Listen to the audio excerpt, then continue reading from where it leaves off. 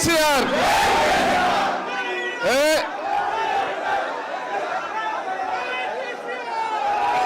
వర్ధన పెట్టలేని అందరూ వారు నిశ్శబ్దంగా ఉండాలి. ఆగు ఆగు. అందరు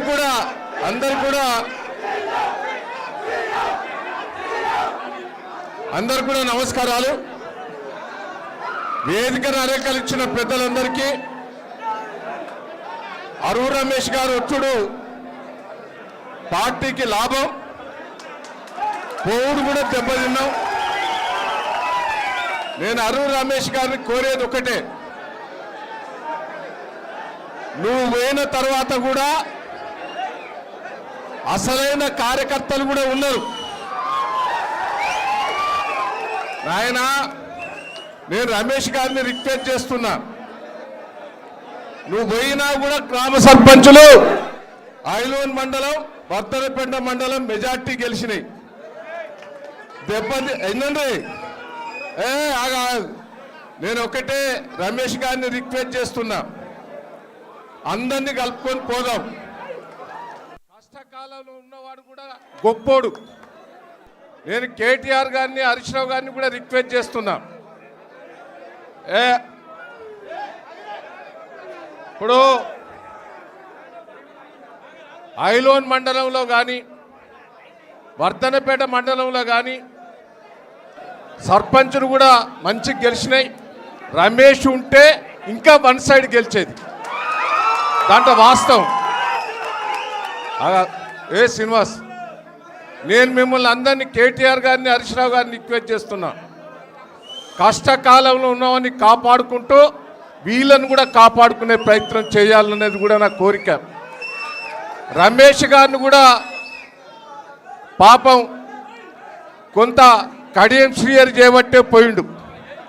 కడియం శ్రీహరి గారికి టిక్కెట్ ఇచ్చుడు, గసుండి మోసగానికి టిక్కెట్ ఇచ్చిందనే బాధతోటే పోయిండు.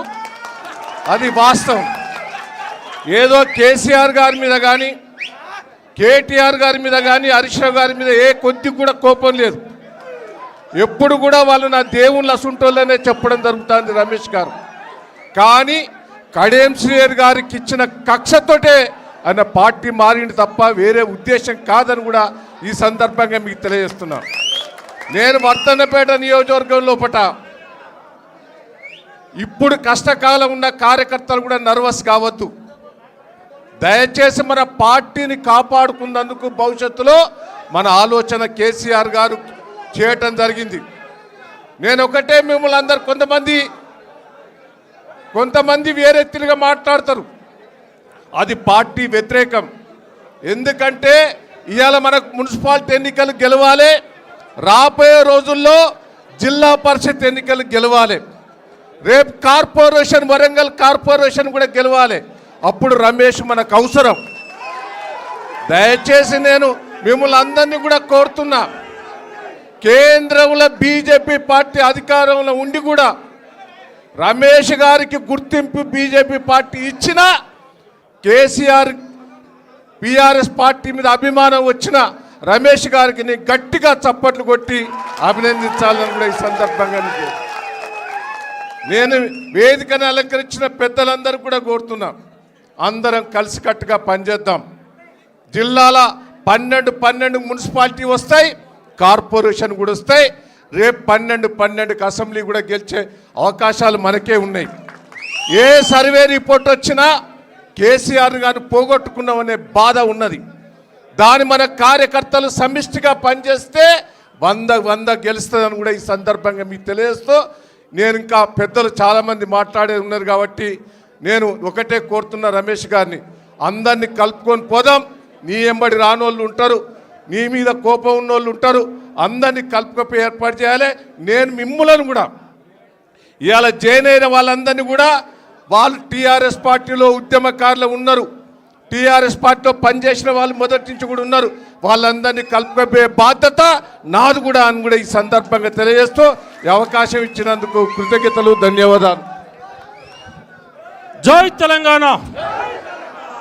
అలాగే ఈనాటి కార్యక్రమాన్ని ఉద్దేశించి గౌరవ పెద్దలు మరి ఎమ్మెల్సీ శ్రీనివాసరెడ్డి గారు పోచంపల్లి మాట్లాడాల్సిందిగా వారిని విజ్ఞప్తి చేస్తా ఉన్నాం. జై తెలంగాణ, కేసీఆర్ గారి నాయకత్వం.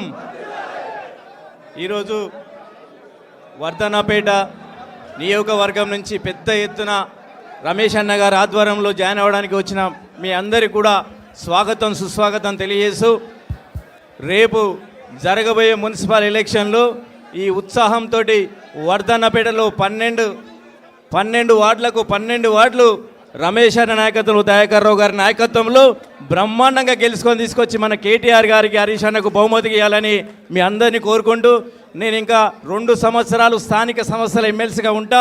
తప్పకుండా వర్ధన్నపేట నియోజకవర్గంలో ఎంపీటీసీలకు కానీ జెడ్పీటీసీలకు కానీ మన కౌన్సిలర్, రేపు గెలవబోయే కౌన్సిలర్లందరూ కూడా మీ అందరికీ అండగా ఉంటా.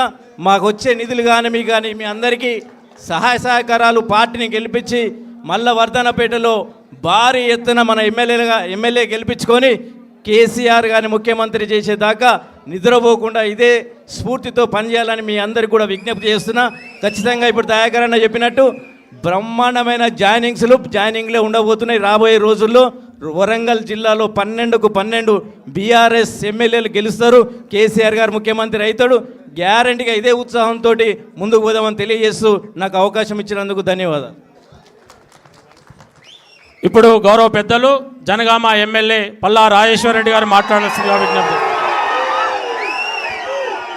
జై తెలంగాణ, జై కేసీఆర్. ఈరోజు ప్లీజ్ వేదిక మీద ఈ రోజున